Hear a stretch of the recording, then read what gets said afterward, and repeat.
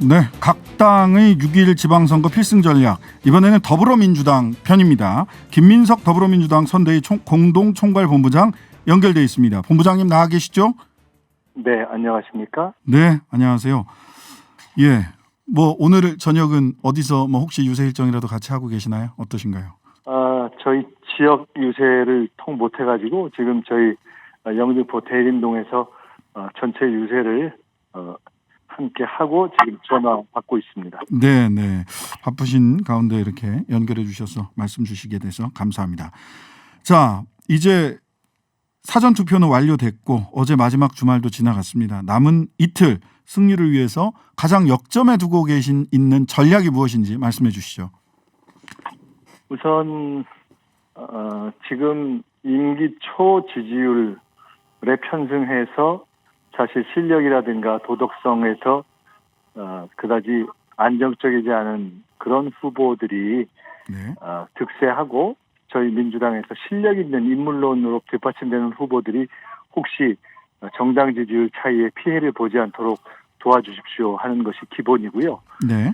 그다음에 결국 어제 오늘 최근 뉴스로도 확인됐듯이 네.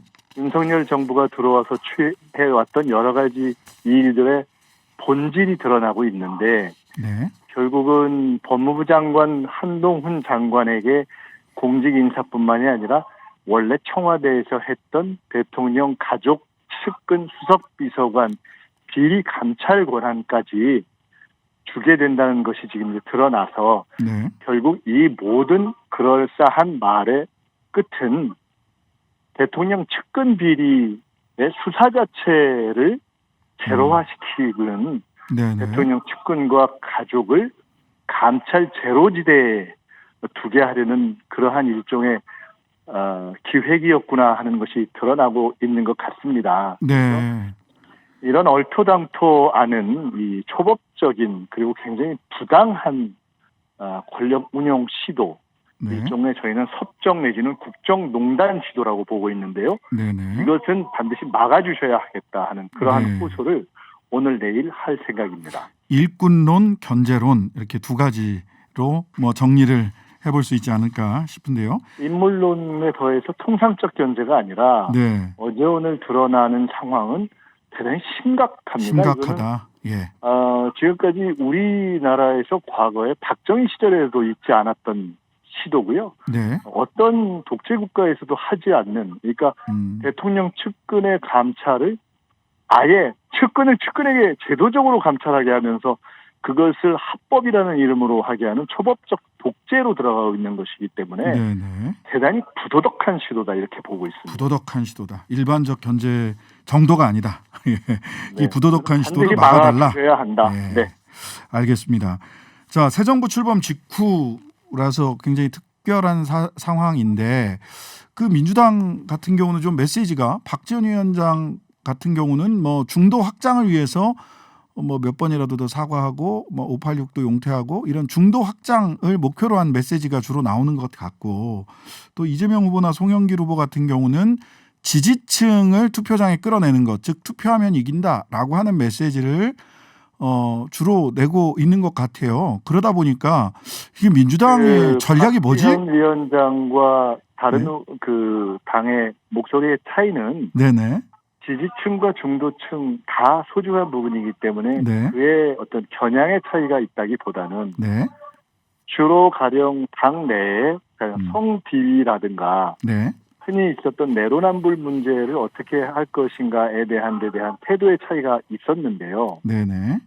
그동안 사실은 어찌 보면 문제가 발생하면 민주당은 즉각 처리하고 즉각 사과해 왔죠. 네. 근데 굳이 따지자면 지금 이준석 대표의 상납 어떤 의혹, 네. 강용석 지금 가세현 그 경기도 지금 후보가 네.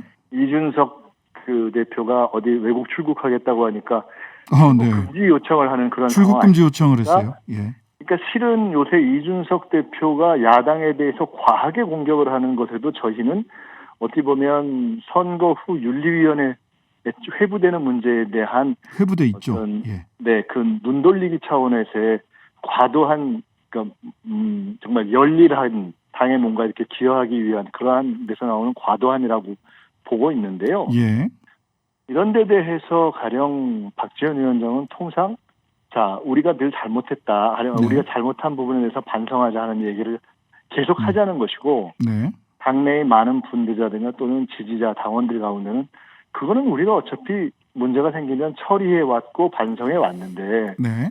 이렇게 싸움을 하고 있는 중에 상대는 더한데 네. 이건 내로남불이 아니라 내로남덮 아예 덮어씌우기를 하고 있는데 네. 그 얘기를 안 하면서 우리 얘기만 하는 것은 선의일 수 있으나 정확하지도 않고 경우에 따른 지혜롭지 못하다는 얘기를 하는 데에서의 차이거든요. 네. 그래서 그 부분에 있어서 오히려 박지현 위원장이 주장을 굽히고 일부 조정하는 방식으로 정리가 됐다 이렇게 이해하시면 될 것 같습니다. 네.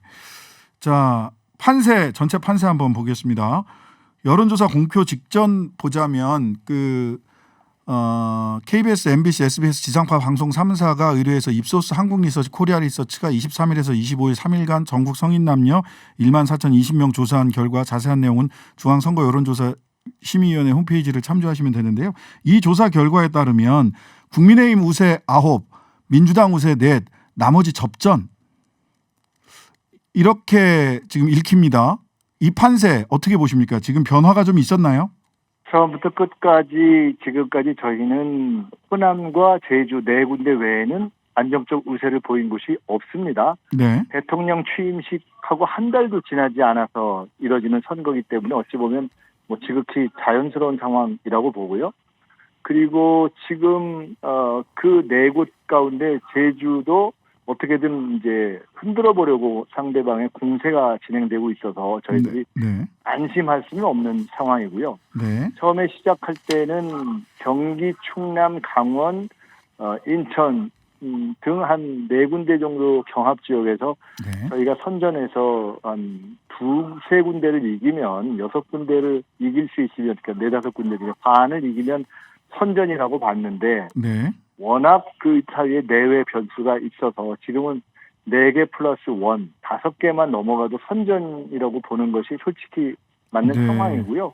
네네. 지금은 그런 판세에 있어서 워낙 경합이 치열하기 때문에 몇 개를 이길 것인가를 전망하는 것도 중요하지만 네. 결국 지금의 어떤 상황에서의 무엇을 중심 가치로 투표해야 하는가에 있어서 저희는 사실은 민주당은 총리도 인준해주고 네. 대통령 공약을 파기하는 추경도 합의해주고 사실은 협치에 있어서 성의를 다 보였다고 봅니다. 네. 그런데 협치를 지금까지 깬 것은 대통령과 국민의힘이기 때문에 네. 왜냐하면 총리 인준해줬는데 총리가 일하겠다는 국조실장 아웃시켰죠. 네. 그리고 총리 인준해주니까 한동훈 법무부 장관에게 사실상 총리 이상의 실세 권한을 줘서 총리를 무력화시켰죠. 네. 그리고 대통령 공약을 지키게 해주기 위해서 어떻게 보면 추경을 하자고 했는데 자기 공약 자기가 깨면서 야당을 비판하는 황당무계한 네. 협치 파괴를 지금까지 대통령과 국민의힘이 했기 때문에 네.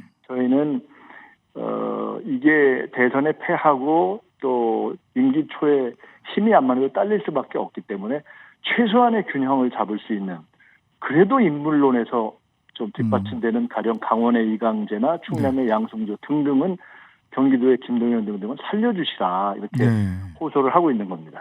자, 가장 관심이 수도권 표심일 것 같습니다. 우선 뭐 영등포도에서 지역구를 가지고 계시니까 이 서울시장 선거 판세도 판세인데 서울시의원 그리고 구청장 판세에도 관심들이 서울에 계신 유권자들은 많이 있을 것 같습니다. 그런데 구청장 판세가 지난번에는 24대 1 민주당이 25개 구청장 중 24군데를 당선이 됐단 말이죠. 근데 이번에는 이게 거꾸로 나오는 거 아니냐 이렇게 예측하는 언론도 있습니다. 지금 구청장 판세는 어떻습니까? 서울에서도 그렇고 전국에서도 이제 지방선거를 한 20여 년 이상 했기 때문에 네. 위에서부터 내리 찍는 줄줄이 투표냐 아니면은 사람 보고 골라 찍는 골라 투표냐에서 이미 전국적으로 특히 서울에서는 골라 투표가 상당히 경험이 쌓였습니다. 네. 그래서 서울시장 선거에서 크든 적든 좀 밀리는 거는 뭐 서로가 인정하는 사실 아닙니까? 네. 그럼에도 불구하고 각종 조사에서 내부 분석에서 저희가 반 정도 지역에서 접전을 벌인 것은 지금까지 비교적 일을 잘한 것으로 인정받아온 구청장들이 최소한 반 이상이 있고 네. 승세가 가능하다 이렇게 보고 있던 거거든요. 네, 그래서 네. 최근에 뭐 일부 주로 정당 지지도를 반영하는 것으로 보이는 그러한 조사에서 격전지를 다 국민의힘이 가져가는 것처럼 한 조사가 나오기도 했는데 네. 저희는 그거는 명백히 틀렸다고 보고 있고요. 네. 아마 구청장은 현재 한 반 정도 수준에서 치열한 접전을 벌이고 있다고 봅니다. 5대5 치열한 접전 중이다. 예. 그런데 조금 밀리고 있는 거죠. 조금 밀린다. 그 부분에 대해서 왜냐하면 아무래도 이제 시장 선거에서 밀리고 있기 때문에요. 그래서 네. 그럴 때는 저희 지지층에서 조금 더 이렇게 나와서 투표하면 이길 수 있다 하는 그런 자신감을 갖고 나와 주십사 하는 그런 청을 드리고 있는 겁니다. 네, 경기도 지사 선거 관련해서 하나만 여쭙겠습니다. 오늘 그 선관위가 김은혜 후보 허위 재산 신고를 인정하고 민주당에서 제기한 이의제기 결정 내용 공고를 그 투표소에 게시를 할 거다. 약 16억 원 정도 사실과 다른 재산 신고가 있었고 공보물에 그대로 나갔다라는 것 때문에 결정을 했어요. 여기에 대해서 정미경 국민의힘 최고위원에게 이거 영향을 미치겠느냐 했더니 전혀 영향 미치지 않는다. 이미 대세는 결정됐다라는 취지로 말씀을 주셨어요. 이게 막판 표심에 영향을 미칠까요?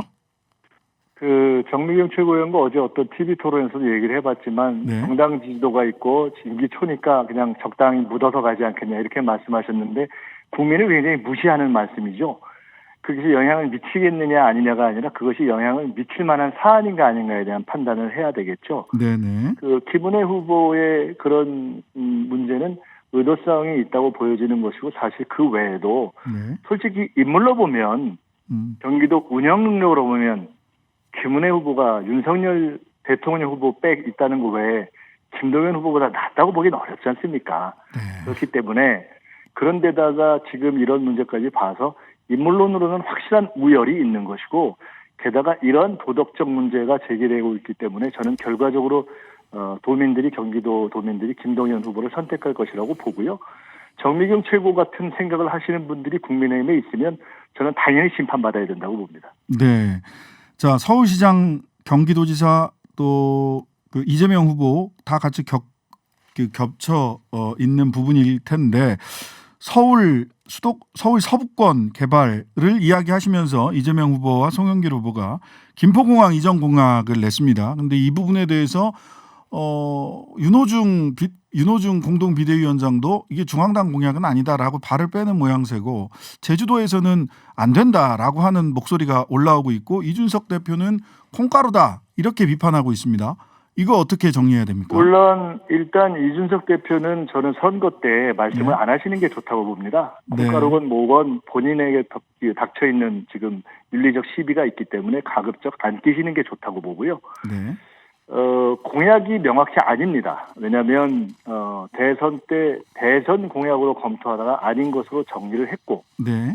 이번에도 명확하게 공약이 아닌 초장기 연구과제로 검토하자라고 협의를 한 것이기 때문에 끝난 후에 이재명 후보도 제게 전화를 하셔서 이거 그냥 초장기 연구과제로 협의한 건데 왜들 저렇게 저러는지 모르겠다 이렇게 말씀하셨습니다. 언론에서는 굉장히 이재명 후보가 단호하게 이야기한 것처럼 보도가 많이 됐는데. 그렇지 않을 겁니다. 저한테 직접 말씀하셨고요. 네. 서울시장이 되면 서울연구원, 경기도지사가 되면 경기연구원 같은 데서 또는 인천 같으면 인천연구원을 연구하는 겁니다. 네.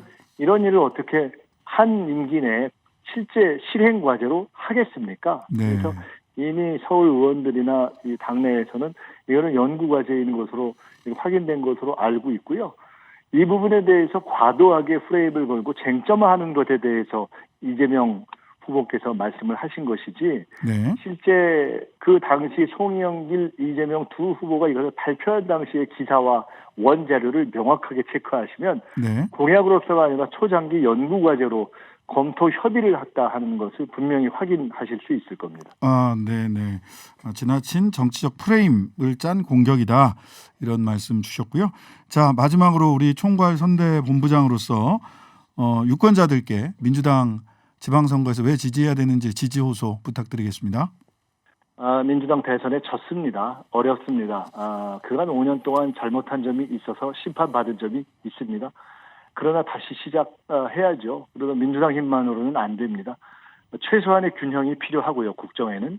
그리고 저희는 총리 인준이나 추경 합의 할 만큼 했다고 봅니다. 그 정도의 선의를 짓밟고 있습니다. 게다가 일할 수 있는 인물들조차 다 아웃시키는 것은 저는 좀 도와주셨으면 좋겠습니다. 그리고 대통령의 가족과 측근들을 네. 아예 감찰도 못하게 이렇게 법무부 장관 최측근한테 맡기는 이런 식의 상식 없는 일을 미국식이라고 얘기하는 네. 좀 말이 안 되지 않습니까? 네, 이런 네. 식의 RNG 법무부도 아니고 네. MB 때 했던 네. 이런 방식의 일종의 측근의 농단 시도 이것을 명확하게 이것은 아니다라는 신호를 국민들께서 주셔야 한다 이렇게 부탁 올립니다. 네. 감사합니다. 지금까지 김민석 더불어민주당 선대위 공동총괄 본부장이었습니다.